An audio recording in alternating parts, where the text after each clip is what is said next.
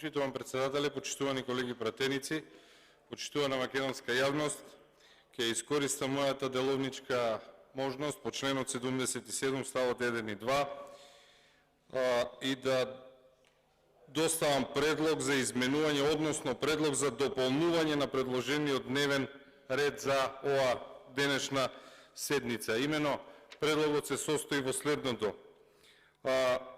Уште на 6.5.2022 до собранието имаме доставено предлог на закон за дополнување на законот за стокови резерви.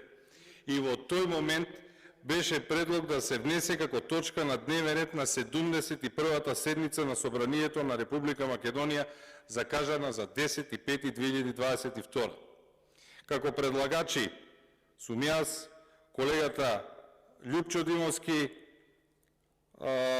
колешката Јадранка Поцкова, Грација Бакрачевска, Дејанчо Евтимов и колегата Златко Пенков. Барам овој закон, законот за стокови резерви, да биде ставен на денешната седница, затоа што, верувајте ми, вие денеска целата македонска јавност ја замајувате со против деловничко однесување овде и зборувате за закана од уставна криза, да знаете дека имаме закана од прехранбена криза. Ако Агенцијата за стокови резерви, да знаете дека набавува пченица за 25% поскапа од пазарните цени, и тоа на 24.8. и 25.8. набавила пченица за 4,4 милиони евра. Само месец и половина на 4.10. набавува уште 5.000 тони за 2,1 милиони евра. 2 дена подоцна на 6.10. набавува уште за 2,2 милиони евра.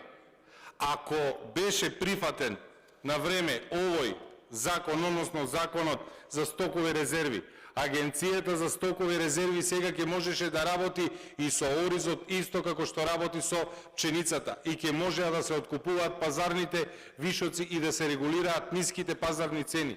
Затоа што оризот има цени пониски од берзанските, се прават манипулации со производните цени, а од друга страна гледаме дека пченицата се купува за 6 до 7 денари поскапо од пазарната цена.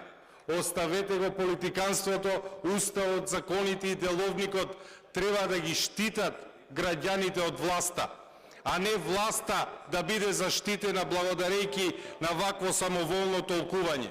Веднаш да се стави законот за стокови резерви и со оризот да може да се работи како со другите култури, затоа што тие луѓе ја произведуваат храната. Благодарам.